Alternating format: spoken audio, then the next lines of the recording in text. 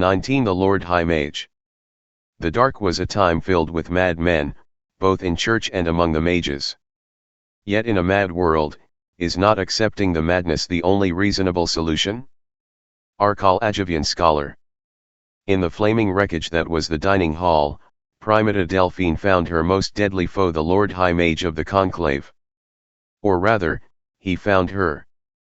The church forces had been dispersed through the entire citadel now, and she had no idea how they were faring, or even if they were still alive. The fact was that most of the complex was in flames now, and each dead mage would be worth at least 100 troops. She thought how proud the Lord Guardian would be of her when she delivered her report. While she had not found either of her initial quarry, she had created enough corpses and destroyed enough magical arcanery to please any official of the church. There was a noise behind her, at the doorway, and she turned to face it. Maresil was there.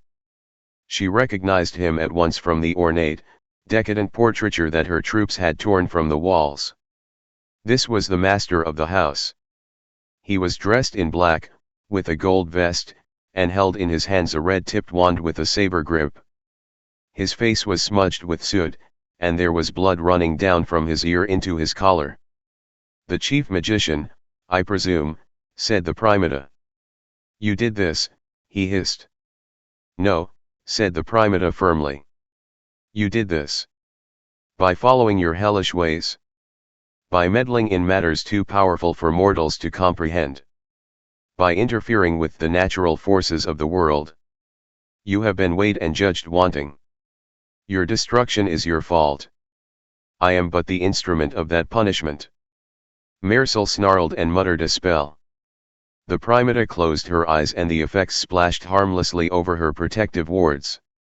The magical energies were reduced to bits of lights. "I am proof against your enchantments, now, by the wisdom of Tal. If you surrender now, you will be blessed and your soul saved before you are put on the pyre." Maresil cursed and unleashed another spell. Red colors splashed against her wards, but left her unscathed. "There is nothing you can do. You can fight for a while, until you wear yourself out, and then my loyal troops will find you and kill you. Just as they will find and kill any user of magic." Maresil straightened himself up, visibly trying to restrain his temper. "Why did you do this? Why now?" The Primata smiled, and it was an ugly smile. "I do this because I am hunting wizards and found a nest of them. I do this because the Book of Tal tells us that we cannot suffer a magician to live. I do this because magic is evil, and evil in all its forms must be eradicated. I will not rest until every spellcaster is slain." "Even those in your holy church," said Maresil, circling away from the door now. He no longer cast spells, but he clasped his magical wand with a white-knuckled grip. "Even those who serve beside you and mouth the same words and sing the same hymns as you." "You seek to rock my faith," said Primata Delphine calmly. "Evil seeks to do that. I know there may be mages hiding among the faithful. They will always be rooted, cut and put to the torch. Of this I have no doubt." "And will you be among those put to the torch, priestess?" hissed Maresil. Another splash of color, this time, black as the moonless night, crystallized against her protections and fell away, leaving her harmed. "I will be holding that torch," said the Primata. "I have only the desire to search out magic, search out evil, for the church." Maresil laughed then, and it was a horrid, mocking laugh. "You don't realize, do you? You're one of us. You use spells the same as we evil mages. You seek to rock my faith," repeated Primata Delphine. "Evil seeks to do that." "You don't realize it," howled Maresil. "You wrap it up in religious dogma and mummery, but you don't realize the basic truth. You use magic just as we do. All your miracles and mysteries. Magic." The Primata ignored the Lord High Mage. Instead she raised her arms and intoned, bathed in the hallowed light, the infidels looked upon the impurities of their souls and despaired. Her entire body seemed to glow from its own light. A light that filled the room, devouring everything in its path. When it finally diminished, Lord Maresil was still there, inside, smiling. "I have my protections as well, Your Holiness." And should yourself, how would these protections be effective against your miracles if those miracles were not themselves magical in nature? "And I will take a sword to the infidel and the unbeliever, and my blade shall shine with fire of righteousness." The Primata intoned the quote from the Book of Tal, and a flaming sword appeared in her left hand. She charged toward the mage. "What were you thinking just then?" said Maresil, raising his saber-handed wand in a mock salute. "When you did that, when you summoned that miracle, were you thinking of some temple far away? Perhaps where you were let into that particular mystery of the faith?" The Primata lunged with a speed that belied her size. Maresil beat the flaming blade back with his short wand. As he did so, the flame from the priestess's blade dimmed just a bit. "Struck a nerve, did I?" said Maresil, dancing back from the assault.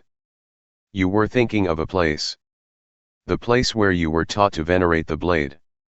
Some shrine perhaps? Some supposedly holy place, overlooking a wide valley somewhere? Somewhere in the mountains. Is that what you were thinking of?" The Primata said nothing but brought up her sword with a violent slash. Her blade was longer than his, but again, he beat the force of the assault aside neatly and danced back. He was smiling broadly now. "Suffer not a magician to live," she shouted, and lunged again. Once more he turned the blade aside. As the Lord High Mage beat aside the blow, he stepped inside her swing. He reversed his own assault, and brought up the saber-handed wand down on the Primata's ribs, its ruby tip blazing with power. The Primata's side exploded in pain, and she staggered back this time. "You are no fencer," said Maresil. "You are no real wizard, either. The ability to cast spells is not magic. The ability to understand them is." "Tal grant me wisdom," said the Primata, gasping. "Let me grant you some wisdom, priestess," said Maresil. "You think of a particular place when you ask for your miracles. You imagine colored light or smell a familiar smell, or you feel warm when you call them into being. That's not the wisdom of Tal. That's mana, the energy of magic. And you use it as much as we do." The Primata said nothing but lunged, trying to bring her blade around for another attack, but Maresil was too fast for her. Again, he stepped inside her swing, this time stabbing forward with his red-tipped crystal wand. Again she felt pain, this time a tearing shriek down one massive thigh. "That's what's unforgivable," said Maresil. "You use the mana badly. A real mage would have figured out what I am doing with this wand minutes ago. Let me give you that wisdom as well. I'm stripping your magic from you, pulling your miracles away from you. With every assault you lose more of your power." Primata Delphine halted, and then gasped. "You are crafty, wizard. You have confused me and weakened me with that confusion. You seek to rock my faith. Evil does that." "Rocked your faith," said Maresil with a wide, lupin grin. He stepped forward and Primata backpedaled despite herself. "Your circles and wards are failing you, priestess. You realize you must believe in magic in order to keep them going, but you cannot believe in magic, can you?" The Primata eyed the door beyond the Lord High Mage. "My troops," she began. "Your troops are being hunted down and slain as we speak," said the Maresil. "Those who have not fled from this place. You got very far on surprise and good fortune. We didn't expect an attack, and we didn't expect you to get inside the citadel. But now you are out of surprises, and every one of your troops is dead or dying or in flight. Now you will follow." He lunged now, and the Primata tried to step back. But she was too slow, and a stabbing pain lanced through her gut. Her flaming sword sputtered once, then disappeared. "And now, I must confess, I am playing you, priestess," said Maresil, the smile broad and wolfish. I have prevented you from accessing your memories, I have denied you your miracle spells. But now, alas, I must bring this to an end. He stepped forward, lashing out with a high, upward blow with his saber-handled wand. The primata ducked, and in ducking stepped directly into the path of his second blow. Maresil brought up the other hand, slammed it against her chest, then stepped back to admire his handiwork. The primata Delphine looked down and saw a broad, blade dagger jutting out from her chest, just above the heart. The old ways, said Maresil, are often the best. Primata Delphine tried to compose a curse with her dying breath. All she managed was a dull, rattling noise as she collapsed in the wreckage of the dining hall. Maresil kicked the body. You hate wizards. You never asked why I hate the church. I'll tell you, you're narrow-minded and you're dogmatic. And worst of all, you're amateurs. He looked down at her fallen form, the blood forming a wide pool around her. And may the dark lands damn me. You'll be the death of us all. And at that moment the earth shook beneath Maresil's feet, and the lights went out. The climb back through the secret ways was eternal. As they passed upward, Seema realized that something was missing. The thrumming noise was gone. It was as if someone or something had shut the hidden engines down. They had cast their own lights with their magics, white and blue, and now needed them as they passed out of the secret passage into the blackness of the main hallway. The fires outside flickered through the remains of the stained glassed window. Jodah halted, and Seema almost bumped into him. It's dark, he said. That's a surprise, asked Seema. Jodah nodded. There are usually lights on here. Seema looked around, and said, and I wonder who was powering the lights all those years. Jodah nodded again, and they passed down the hallway. Have you figured out what to do about him? She said. Jodah said, no, any ideas? Is there a way to trap him? Jodah shook his head. Like he was before? No, I don't think so. What did the rag man mean, save him? Jodah shrugged, save him from Maresil? Save him from the church. Or save him from himself, said Seema. The hallway was lit from behind by numerous fires out in the citadel grounds, and there was smoke hanging in the air. And the smell of other things as well. Magic and fear. Maresil's study, said Jodah. If he was thinking long enough, it would try to find Maresil. It's a couple floors below us, past the dining halls. Make for the main stairs. They reached the top of the stairs when they heard the sound of a safety being released from a crossbow. Actually it was 4 safeties, all being released as one. Out of the shadows stepped a short man with an ornate crossbow. In the flickering shadows he seemed larger than he truly was. Friend Barl, said Jodah. It has been released. And who would have done that, friend Jodah, said Barl, his aim staying on a point between Seema and Jodah. Could it have been the spies who infiltrated our conclave? Friend Barl, started Jodah, it's not like that. It's exactly like that, said Barl severely. Unlike his Lord High Mage, I am not good at deceiving myself. I saw you worm your way into this place, with your innocent manners and your childlike curiosity. You had me fooled, I must admit. I saw you worm your way into my Lord High Mage's good graces. I had to think at the time, why? And now I know. This one dash the crossbow moved a fraction of an inch toward Seema confirmed it for me. You probably brought the church here, didn't you? Anything to keep your city of shadows. The most powerful group of mages in the land. To keep your stranglehold on magic. You never even gave me a chance. Seema spoke the words flatly, but her eyes flashed in anger. I gave you half a chance, and you took it, said Barl, look at what you have done to my master's house. You can't take both of us with one weapon, said Jodah. Baal smiled, and it was a deep confident smile. Then I will have to shoot the right one, won't I? Seema elbowed Jodah and said, You go. I can take him. Jodah said, you don't. Seema was sharper now. You go. Saveth. Jodah nodded and dashed down the stairs. Seema took a step toward Barl at the same time, and the crossbow swung up toward her. Bad move, said Barl. One target, now. Seema nodded and raised a hand, releasing the memories of her home islands.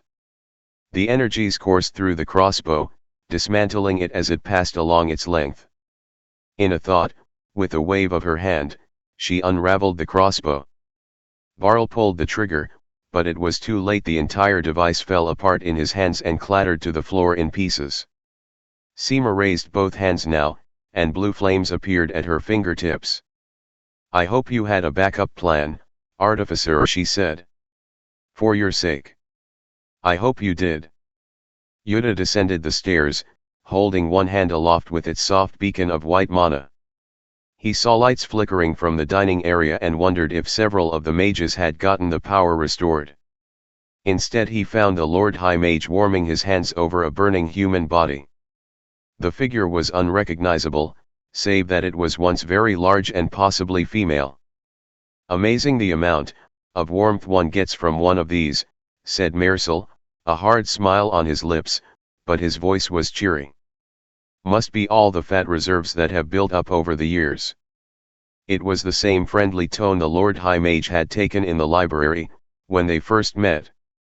It was a mask, thought Jodah, a smiling mask that Marisol could turn on or off at will. Marisol, said Jodah, it is. Free, broke in Marisol. Loose. Rampaging through the citadel, killing anyone who gets in his way. Free, said Jodah simply. And you had a hand in this, I assume, said Marisol. Jodah said only, he was being driven mad. He was always mad, said Marisol firmly. Mad from the start. Mad to come here in the first place. I just put his madness, and his power, to good use. He rubbed his hands again. But that's all over now, isn't it?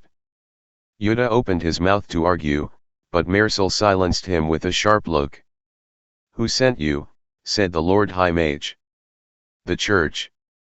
Jodah shook his head, and Marisol said, I'll admit I thought so, briefly, when the attack first came. One visitor is a happenstance, 2 is synchronicity, 3 is dead certain, or something like that. But you should know the church failed. Oh, it killed more than a few of the mages. The weak ones, the foolish ones. But in the end there was nothing the church can do about us. We'll always be here. We can kill them. He looked at the burning body, or we just wait for them to freeze, with the rest of this God's forsaken land. Jodah said, you built all this place with its power. You took his magic from it and used it for yourself. Marisol looked at him and shook his head sagely. Is that why you freed him? Because I was unfair to him for 15 odd years? What would that be if he just gave me what I wanted, and I became immortal?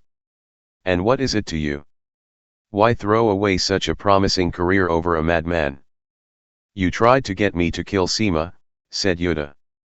A clerical error, said Marisol, smiling broadly. Barl's idea. You were willing to kill me, challenged Jodah. Rumor, said Marisol, the smile fading only slightly. You were going to sacrifice me to your lords of the Dark Lands, said Jodah, levelly. The corner of Marisol's eye twitched almost unnoticeably. He nodded slightly. Ah, he said at last. Ah. So by all this I can assume there is no chance you'll be helping me in the future. His hand dipped into his vest. When it reappeared, the hand held a gem-tipped wand by its saber-hilt handle. Jodah opened his mouth, but he did not know what to say. Marisol took a step toward him, and then the ground heaved beneath them. It felt as if the entire citadel had been raised 3 feet and then dropped again. He's coming, said Marisol, his voice little more than a whisper. The smile was gone now, replaced by a worried, frightened scowl. The far wall of the dining hall began to smoke, and then crack, and then flake away entirely, like an iceberg calving off a glacier. Through the gap stepped a glowing angry figure. It had arrived. Jodah expected Mersal to attack his former master and pulled his mirror from his pocket, hoping to defend himself from stray mystic bolts. Instead, Mersal dropped to one knee and said, "Master, you're alive." The glowing figure snarled something incoherent and raised a flaming hand against the Lord High Mage. Mersal continued as if nothing had happened. "We thought you were dead. I only now discovered that Barl was working with the church and had planned to kill or imprison us all. Thank you for rescuing us." The glowing figure hesitated. The flaming death did not come. Mersal added quickly, "You've been confused. Illusions have been used against you. Come, calm down, and we can reason together." The glowing figure of it snarled, and flame shot from his palm. Mersal was bathed in the glow, but it washed over him like a wave, leaving him unscathed. "Come, now, master," said Mersal calmly, "you know I am proof against any attack that you can muster. The first rule of magery is to protect yourself from your betters. You yourself taught me that. Now, believe me when I say that." There was another snarl, and wave of blue energy shot from its outstretched arm and crackled around the Lord High Mage. "Nothing from your hand can harm me," said Mersal as the attack subsided around him. "Now think, master. Please, think. You've been ill. You've been hurt by the church. I've only just now found out. You've been ill. Trust me, master. Trust me." It hesitated, and the gigantic form looked puzzled. Jodah noticed that Mersal clenched the gem-tipped wand tightly, and now leaned toward the former lord of the conclave. Jodah found his voice, and shouted now. "Lies. He's lying to you." It turned toward Jodah, as if noticing him for the first time. A dull recognition flickered in the glowing figure's eyes, then disappeared again beneath a veil of madness. A dragon. It reminded Jodah of a great dragon made entirely of mana. Made entirely of power. And without any thought to direct that power. "That's one of them," shouted Mersal. "That's one of the church wizards. You can smell the white mana on him." The glowing figure raised a hand against toward Jodah, and the energies built in its outstretched palm.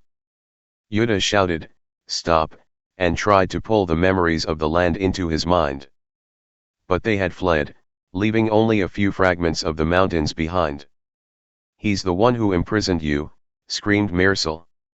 "He's the one who should be punished." The figure snarled and blue-red waves of flame shot from his palm in a solid stream. Jodah shouted and put his hands up in front of his face, clutching the mirror like a protective talisman, this time trying to catch the force of the magical blow with it. He thought of his anger at Mersal, and his pity for Lord Ith. The flame bounced from the mirror and looped around the room, moving like a serpent of fire. The serpent reared and struck at last at the Lord High Mage. Mersal screamed as the flames washed over him, igniting his fine clothing, his hair, and finally his flesh. Jodah knew at once what had happened. Mersal was protected against Ith's attacks, as he had said, but not Jodah's, and the attack had come ultimately from Jodah's mirror. Mersal screamed and beat at the flames, then fled from the room, the fire trailing from him like a comet's tail. He continued screaming as he passed through the main hall, but Jodah could not afford to worry about him. Ith was mad now. Angry mad, as well as insane mad. No one seemed to fall down when the insane mage hit them. Ith stepped forward, growing larger with every stride. The eldritch fires coursed through his veins, and his unseeing eyes glowed a hellish yellow. Jodah stood his ground. He held up the mirror again, this time not as a protective talisman, but rather strongly, firmly, trying to aim the fire right back at Ith. Ith towered over him, arcs of magical energy dancing over his flesh. He was massive as well, swollen on his own power, power that he had been drawing back into himself, draining from the citadel and its protective wards. Jodah stood his ground. It looked down at him, down at the young man clutching the mirror. Slowly, recognition dawned in the yellowish eyes, and they began to dim, just a fraction. Then a fraction more, and Jodah realized that it was not staring at him. He was staring into the mirror. "Look at it," Jodah said, almost in a whisper. "Look at what you have become. Look at what they have made you." There was a long moment, and Jodah realized that it was breathing deeply, almost sobbing. The yellowish light was fading now, and he was slowly shrinking, returning to normal size. The jagged lines of energy pulled into him, becoming nothing more than a normal glow. Slowly, painfully, it became human again. Finally, it raised a thin hand to his face and said, "I never looked good in a beard." His voice cracked as he said it, and he rubbed his chin. "That will have to go." "Lord Ith," said Jodah, from behind the mirror, "are you all right?" Ith looked up, seeing the young man holding the mirror as if for the first time. There was a nod of recognition, and Ith said, "No. I'm not all right. I won't be all right for some time to come. But I'm back, back from the madness. Back from the borders of the dark lands. And I still have much to do." Far away, something toppled. Perhaps it was one of the towers or some part of the wall. Whatever it was, it took a long time to fall, and sounded like a distant mountain avalanche.